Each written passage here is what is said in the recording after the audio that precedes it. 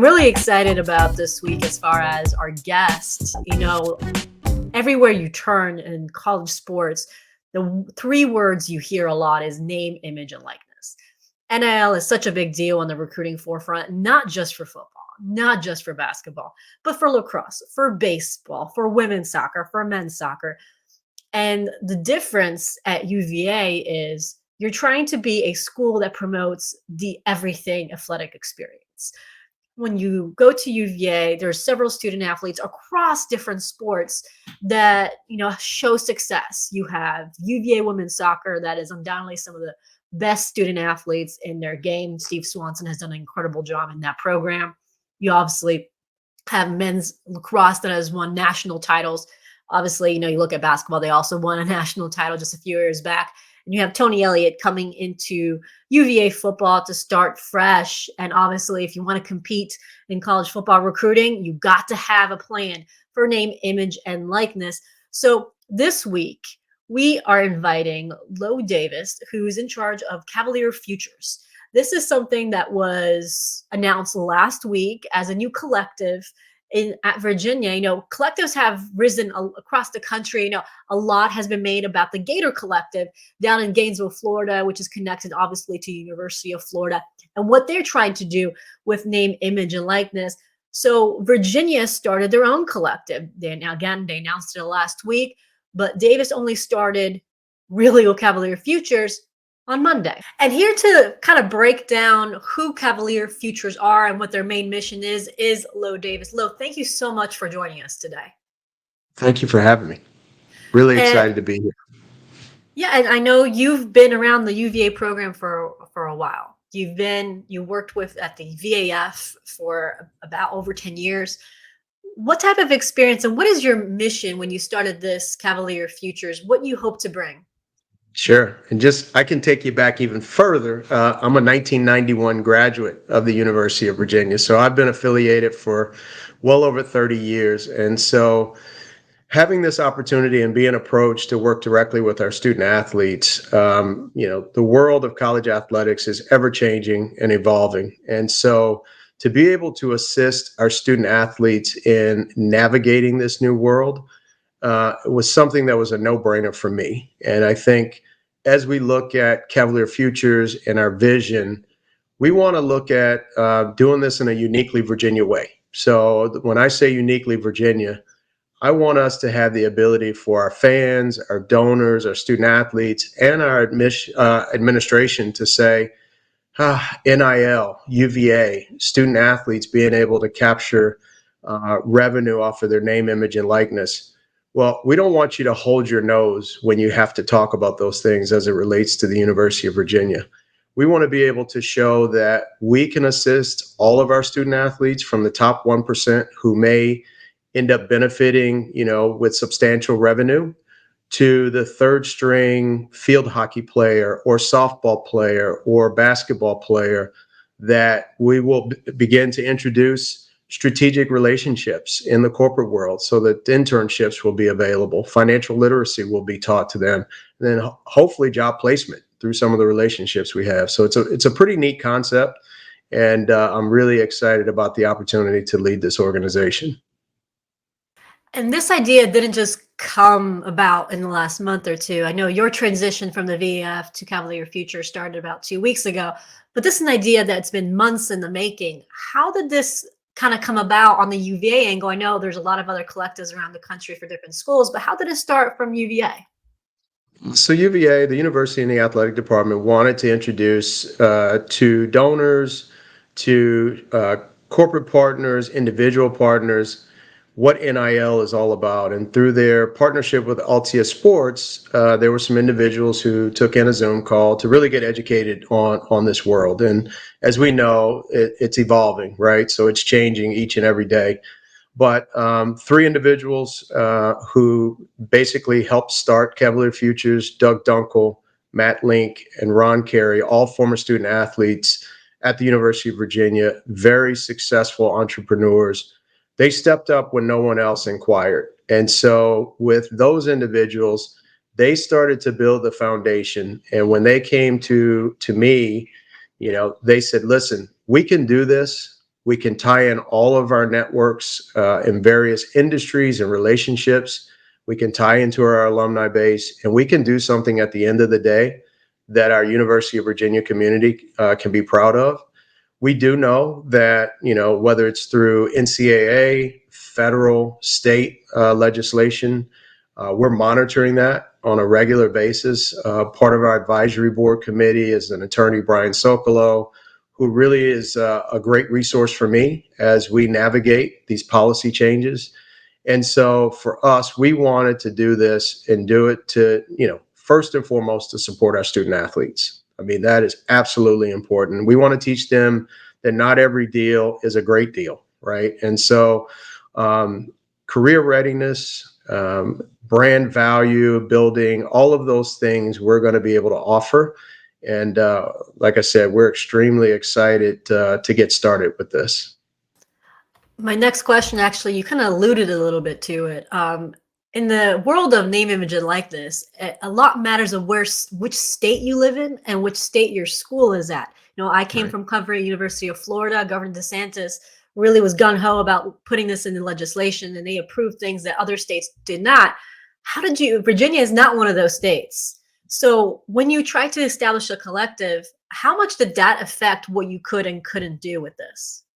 Yeah. So really, what we wanted to do was stay compliant with the NCAA laws as opposed to the state laws, and even change in the legislation a couple of weeks ago gave a little bit more of a latitude and a gray area to the institutions. But what we wanted to do until there's some type of federal legislation is really stay intact and in tune and in compliance with the NCAA. So that is our goal. And until something else changes, we don't want to leave that gray area. I think there are other collectives that started early on that really got a lot of attention, and it sounds great. And I'm sure they're doing some really good things. But, at the end of the day, when this changes 6 months from now or 12 months from now, we want to be standing so that everyone can say Virginia and Cavalier Futures did it the right way. So that's very important to us. And we're going to continue to monitor the changes in the legislation so that we are in a compliant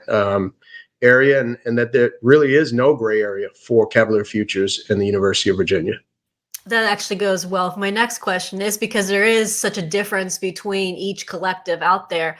One of them, obviously, like I said, it came from University of Florida, covering them. Their Sure. Gator Collective is you subscribe to them with fans you Yeah. pay, and then they spread out that money among the student athletes.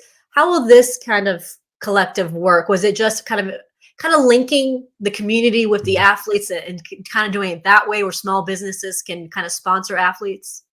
Yeah, so the goal is we want to create a marketplace, right? So it was important for us early on that all of our resources go directly towards the student athletes. So we had some individuals who thought that our concept was great. They invested in the operations of our company. So we're fully funded and operational for the next 3 years with a re-up after that, so that every single dollar that comes into our collective will then be distributed out to the student athlete in some way, shape, or form. And so for us, it's important. We don't want to take anything away from the student athlete. We want to build. And so that was something that when we had that opportunity to be fully funded, our operations were taken care of, we knew that we could create this marketplace that we can bring our student athletes into. And then we also can bring our individual partners and our corporate partners and match those individuals up. Now, the job that we have is we want to make sure that for the exchange of goods and services, that there's fair market value, right? No gray area, no question with that. And then we also wanted to be in a situation where we can create some community engagement and some opportunities. So it truly is what I would say different from the standpoint that we're going to make sure that these student athletes understand that, and you'll probably hear me say this, Jackie. It's okay for a student athlete to hold a hamburger and tweet it out and make $50. Our goal at Cavalier Futures is we want that student athlete to own the hamburger stand. So we're going to put a lot of resources, a lot of relationships into making sure that these young people, whether or not they go off to play professionally somewhere in their sport or what have you, that it is truly a 40, not a 4-year decision. So kind of using the Tony Elliott building model program type of approach is what I'm getting Absolutely. in here. And Absolutely. obviously we're showing the Cavalier Futures website as we're doing the interview. So if you're watching this on YouTube, you can take a look. You're going to have the link of cavalierfutures.com on our Wahoo's 24/7 page and also on YouTube on the description. So you'll be able to find a way to see this website. But some of the student athletes already on board here include Jack Berry, left-handed pitcher. You've got Keaton Thompson, Mr. Football. You've got obviously Brennan Armstrong, Mila Cyprian, and Ashley McGovern. So you already have a couple of student athletes there.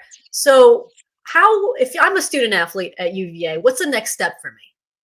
Yeah, so the cool thing about Cavalier Futures is we want as many student athletes to register in our database. So when they register through Cavalier Futures, it just gives us the ability and the permission to go out and use their name, image, and likeness to make sure we match them up with the right partners. So that's my goal now that I've taken over the wheel here at Cavalier Futures, is that I am going to do student outreach and be able to talk to these young folks and try to get them on board with us so that we can start matching them up with these great opportunities.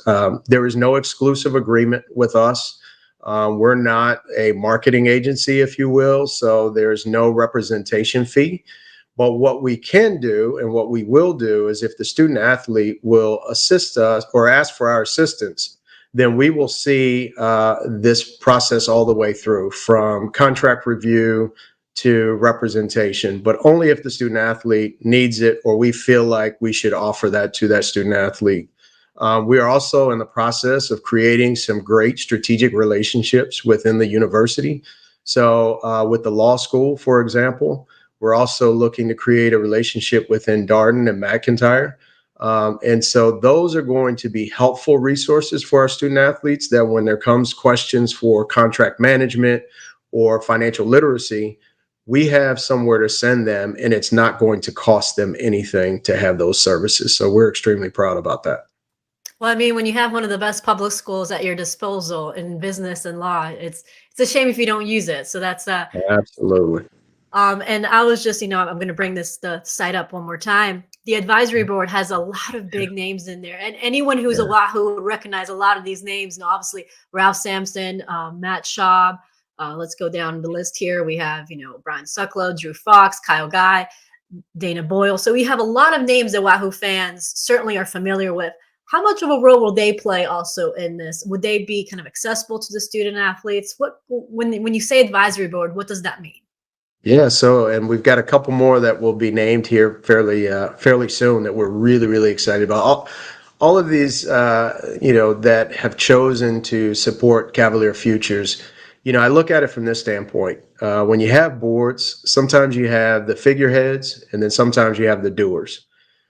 We had a call last week before the pre-launch, and everyone was able to join us with the exception of Kyle because I think he was on the road playing.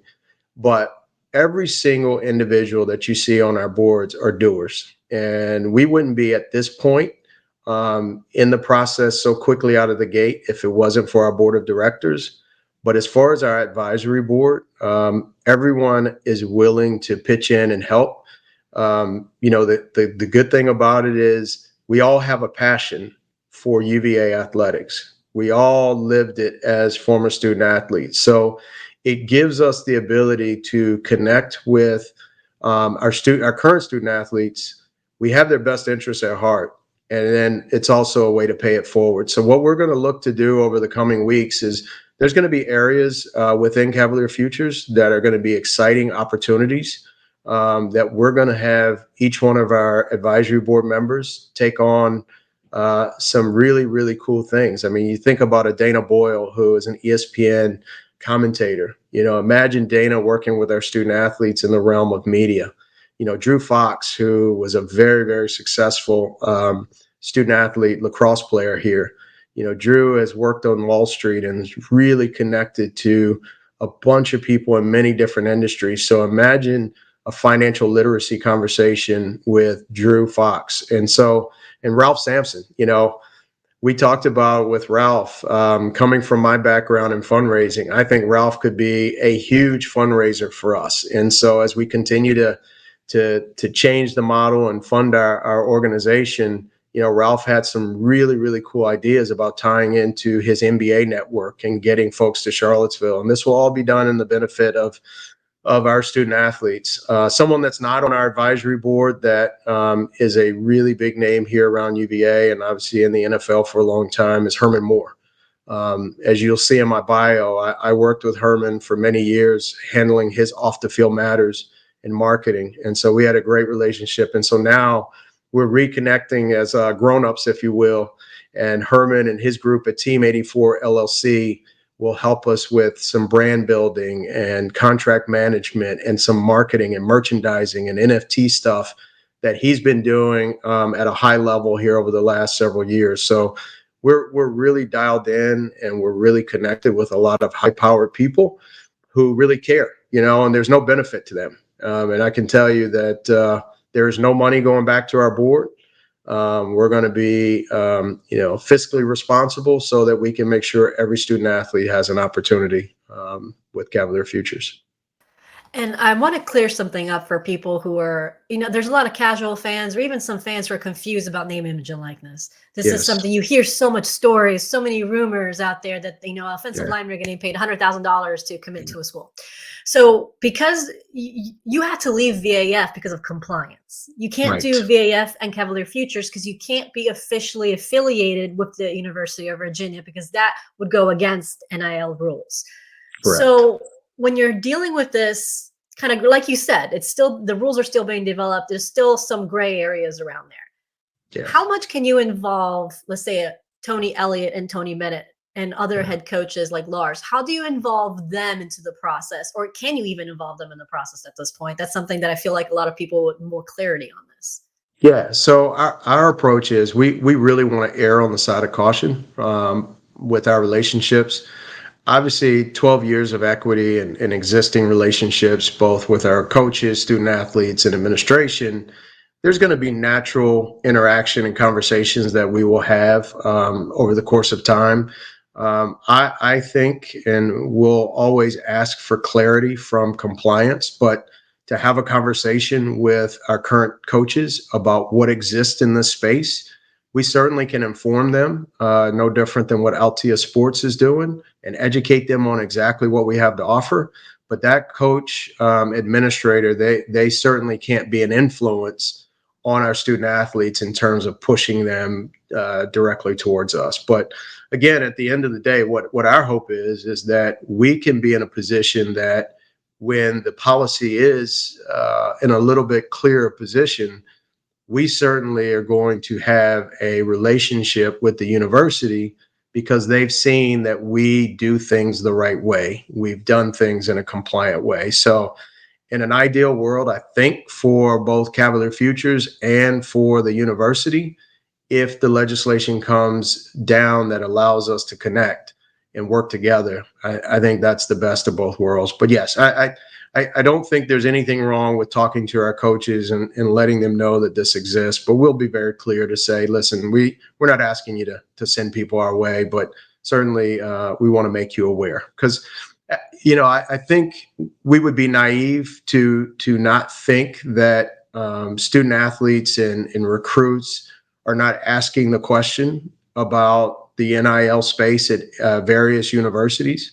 And so while we didn't have anything that existed and people were able to talk about, now we have that, right? And so now we have the ability for someone, whether it's the casual fan or the corporate partner or the individual donor, they can reach out to us and we can talk to them about compliant ways to have access and opportunity and benefit these student athletes. It feels like it's with name, image, and likeness. You're walking on a tightrope. You're trying to really balance everything that's going around. Absolutely, we're not trying to get caught up in the wild, wild west. So I think if we can do things in a way that matches up with the benefit of our student athletes and ultimately the university, I think the rest of it takes care of itself. So finally, you kind of touched on it a little bit, but This is your first official day on the job, so I appreciate you coming on. First Um, interview too. yeah, I appreciate it, and Yeah. I just want to know what in 30 days time, or actually not even 30 days. Let's go for the first 3 months. What is your Yeah. first main goal that you want to do as far as Cavalier Futures? Yeah. So we want to get the word out, right? We want to be in front of many student athletes as we possibly can. The one thing that, in talking and hearing student athletes talk about this, even a couple months ago, they're like, I don't even know what my value is. And so to me, that's a problem. So I think there's an opportunity for us to educate student athletes about what their worth is while they're in the University of Virginia uniform. And so to be able to help them build their brand, create opportunities, both financially or community engagement. I think that's going to be huge. I think there's going to be situations that self-identify that there are student athletes that just they need help, they need money, they need resources, and I've lived it. I've been with teammates who couldn't afford to go back home and visit their parents. I lived with teammates who were waiting for a Pell Grant so that they could send the majority of that back home to mom and dad. So it's one of those things that over the next 3 months, we're going to identify, the various student athletes. I want to get to know them. And again, as we continue to grow, and we're going to surround ourselves with the right people that will assist. We've got some really, really cool things coming up here over the next probably week to 2 weeks that we're going to make some announcements of some strategic partnerships that I think is going to get our fan base really excited. I think our student athletes are going to be really excited. We've got a couple student athletes that are getting ready to sign some agreements with a social platform that, again, we're just really excited. They're going to give us an exclusive opportunity at Cavalier Futures to partner with them. And so over the coming weeks, you're going to hear more and more about what we're doing and who we're involved in or involved with, both with the student athletes as well as our corporate partners. So it's a great time. As I've said to many folks, and I said it earlier, I'm a who. I'm going to continue to cheer our who's on, but more importantly, I'm going to advocate for our entire department to get all the things that they need to be successful because the ceiling is really, really high at the University of Virginia. And like we showed a little earlier with the webpage, and obviously you can see the link again on our podcast description, on YouTube description, also on Wahoo's 24/7. If a student athlete wants to join Cavalier Futures, you find that information there. They contact you. And I'm guessing if a small business in Charlottesville wants to contact you to sponsor an athlete, they can find all that same contact information on that website as well. So if you're interested, make sure to check that description. Lo, I really appreciate you kind of breaking it down. This is a brand new world in every college sport out there. So I appreciate you breaking it down when it concerns UVA student athletes. Thank you so much for having me, and hopefully we'll be launching some new and exciting information here over the next couple of weeks. So I hope you tweet it out for us, Jackie. Always will. Thank you.